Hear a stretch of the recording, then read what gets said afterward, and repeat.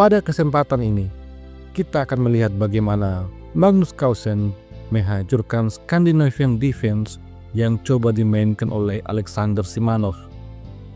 Ini adalah sebuah game blitz. Permainan dimulai dengan E4. Setelah D5, Scandinavian defense, Magnus menukar pion, main makan pion, lalu kuda C3, ancaman pada main 3. Alexander Simanov memilih main E5 melancarkan skak, tapi gajah menutup kar. Selanjutnya, Simanov memainkan langkah provokatif, gajah G4. Di posisi ini, pecatur yang tidak menguasai teori seringkali mendorong pion F3 yang membuat pertahanan putih menjadi lemah. Di posisi ini, Magnus tidak mendorong pion. Dia memilih untuk memainkan D4. Serangan balik pada main 3 hitam. Alexander Simanov menukar gajah terlebih dahulu, dan Magnus memilih kuda C yang mengambil gajah. Dengan langkah ini, Magnus sengaja membiarkan petak F3 untuk ditepati oleh kuda raja. Selanjutnya, Alexander Simanov yang main 3-nya sedang terancam menyelamatkannya dengan tempo skak, maka C3 menutup skak sekaligus memantapkan struktur pion. Di posisi ini, Alexander Simanov melanjutkan pengimbangan perwira, kuda F6, lalu kuda F3. Setelah itu, E6, persiapan gajah untuk keluar. Magnus rokade. Setelah gajah di petak D6, Magnus mendorong C4. Magnus melihat bahwa rajanya telah aman dan sekarang saatnya untuk mulai menyerang. Simanov selanjutnya merespon dengan C6, lalu kuda C3. Setelah Simanov rokade, Magnus aktifkan benteng ke petak E1. Di posisi ini, Simanov melanjutkan pengimbangan perwiranya, kuda D ke petak B7. Permainan kemudian berlanjut dengan Magnus menyerang gajah, dan gajah mundur E7. Setelah itu, A3, persiapan dorongan B4. Simanov langsung menarik mundur menterinya ke petak C7. Dan di sini, Magnus memainkan langkah yang cukup menarik, G3. Langkah yang membuat terdapat lubang pada sayap Raja Putih. Tapi, Magnus ternyata bersiap untuk menyerang menteri dengan gajahnya. Di posisi ini, Simanov mendorong B6, lalu Magnus menyerang menteri. Setelah menteri geser B7, pion B4 pun didorong. Alexander Simanov khawatir dengan badai pion. Oleh karena itu, dia mendorong A5 untuk merusak struktur pion putih. Dan di posisi ini Magnus memilih untuk aktifkan benteng A ke petak B1. Satu garis lurus dengan menteri. Selanjutnya, pertukaran pion tidak terhindarkan. Pion makan pion, lalu benteng F D8. Ini membuat menteri berada satu garis dengan benteng.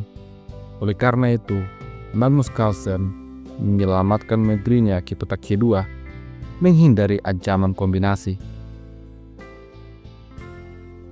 Pada langkah ke-20, Alexander Simanov menarik mundur kudanya ke petak D8. Sepertinya akan mencoba untuk bermanuver. Sampai pada posisi ini, terlihat bahwa perwira-perwira hitam kesulitan untuk mencari ruang. Magnus Carlsen kemudian memainkan langkah provokatif, H4, ancaman untuk menyerang lewat sayap raja. Oleh karena itu, Simanov merespon dengan kuda D5, tantangan pertukaran kuda, serta ancang gajah. Di sini, Magnus punya langkah balasan, gajah G5, menantang pertukaran. Ternyata, langkah ini membuat Alexander Simanov terprovokasi untuk memborong FP6 menyerang gajah, tapi ini membuat diagonal rajanya menjadi berpotensi untuk dibuka. Magnus Carlsen kemudian tarik mundur gajah ke petak D2. Selanjutnya, pertukaran kuda terjadi dan Mentri bakar kuda. Dari titik ini, Alexander Simanov menyusun rencana serangan. Dia menempatkan bentengnya di petak D5, persiapan susun benteng. Tapi Magnus tidak khawatir. Magnus memainkan langkah tempo Raja G2, lalu benteng disusun, persiapan dorongan E5. Magnus Carlsen tidak khawatir. Dia menempatkan bentengnya di petak A1, dan Simanov betul-betul mendorong E5, sebuah langkah yang tidak akurat. Di posisi ini, Magnus memilih pion C makan pion B, bersiap untuk ancam Mentri dan mendapatkan gajah. Akan tetapi, Alexander Simanov membuat perlawanan. Pion makan pion, serang Mentri. Lagi-lagi, langkah ini ternyata merupakan langkah tidak akurat. Magnus Carlsen selanjutnya terpakar memberinya di petak C4. Benteng terkena pining. Magnus siap menyerang Mentri dengan benteng A7. Ini akan membuat hitam kehilangan gajah. Tentu saja, Alexander Simanov tidak ingin gajahnya mati sia-sia. Olehnya itu, gajah diamankan ke petak D6. Kemudian Magnus mengambil pion. Sekarang giliran pion C yang terancam. Oleh karena itu, benteng coba untuk memberikan penjagaan, tapi Magnus membawa kudanya menari ke petak F5, mengancam gajah. Jika di posisi ini Simanov mengambil pion, maka kuda makan gajah. Putih menang satu perwira karena benteng tidak bisa makan kuda.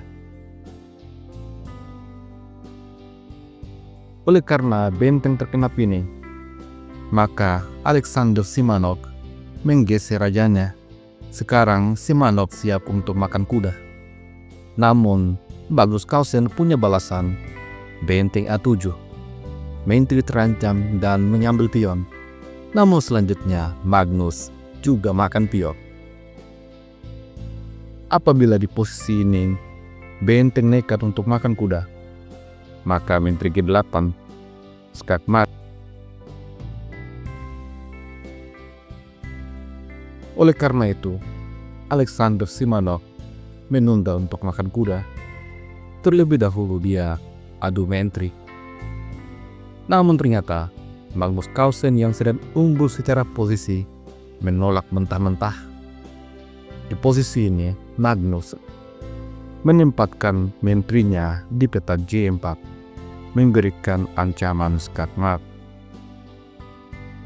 Simanov kemudian menempatkan kuda di petak G6, berharap skakmat tidak terjadi.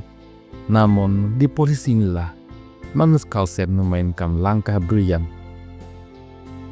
Silakan pause sejenak dan temukan langkah brilian dari Magnus Carlsen. Kalau kalian berhasil menemukan langkah benteng makan pion, maka selamat. Inilah langkah brilian Magnus.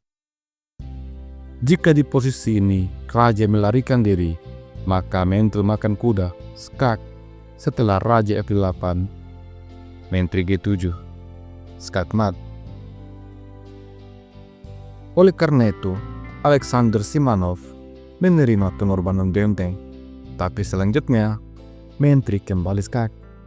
Raja lari, Mentri makan kuda. Setelah raja F8, Mentri G7, dan skakmat ternyata tidak terhindarkan.